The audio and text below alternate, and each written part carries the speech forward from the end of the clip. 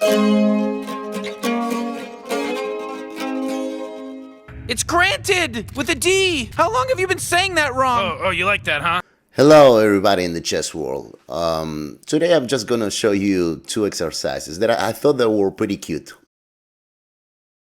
Let us begin with this one, in which we're black, and we have this position, and it's our turn to move. So, okay, if we watch the position in general, we might think that this is quite equal. I mean, material is pretty much balanced, and well, they even have this double pawns each, you know. So it might seem to be quite equal.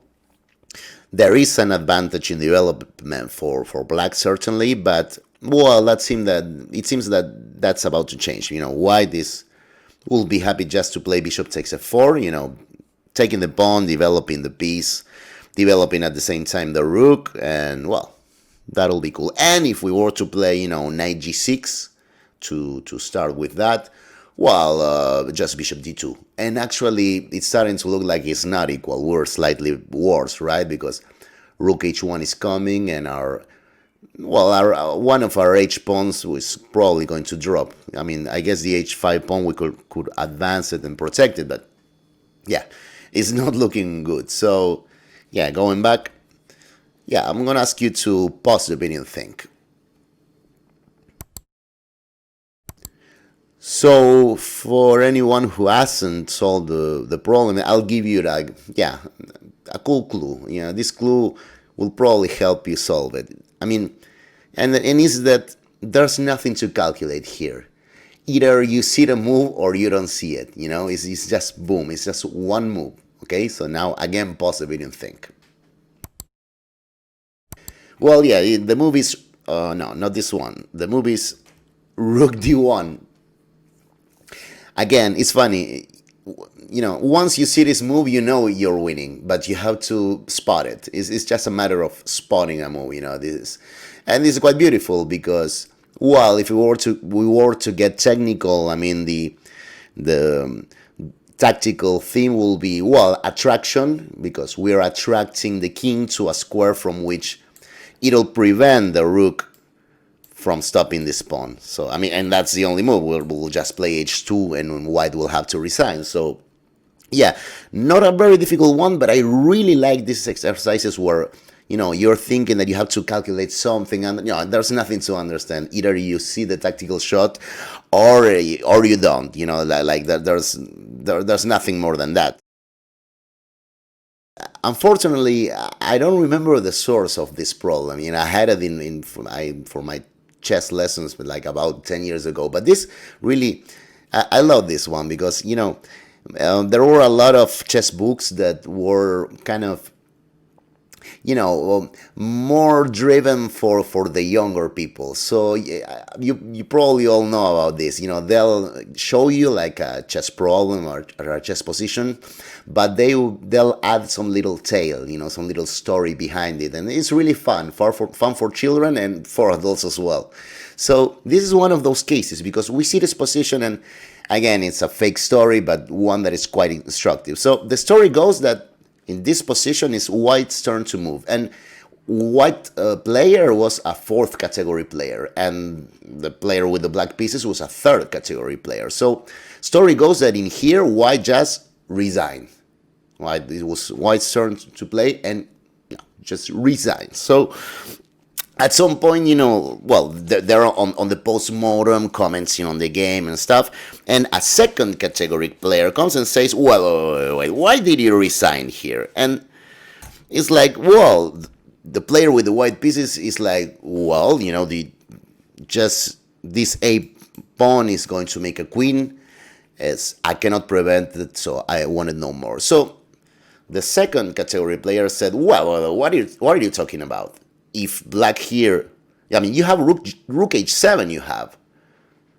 Because, I mean, this will be the way of, well, now if black makes a queen, well, you just play rook takes b7 check, king a3, rook checks, king b2, take the queen, play king e4, you'll eat the guy on c5 and make a queen with your guy on c4, I mean, you're actually winning, right?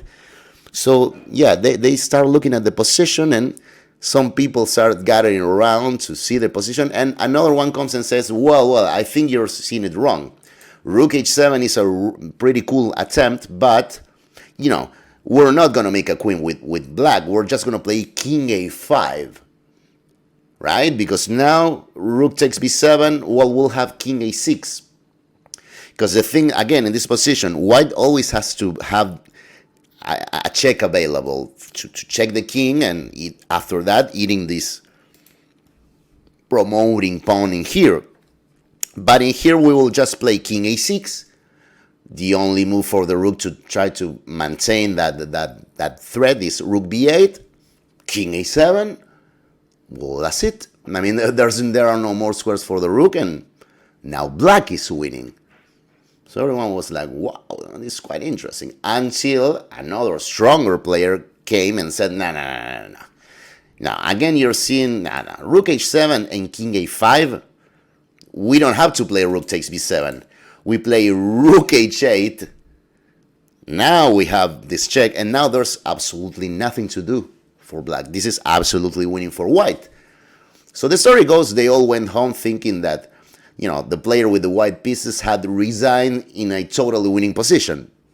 And the funny thing in the conclusion is that, well, none of them was right. None of them. The right result was a draw. This is a draw because of a magical line which will go after rook h7, which is the correct move. We wouldn't play this king a5 resource. We'll go back to our original line, just making a queen. You say, but we already saw that. Rook takes b7 check, king a3, rook checks. Yeah, and we said, well, king b2, taking. Again, we saw this line, but the trick is that after this check, and we'll see what my cat thinks about it. What do you think about that move? Okay, maybe just for a while. After this move, there is king b4, and I just spitted my guts out. King b4.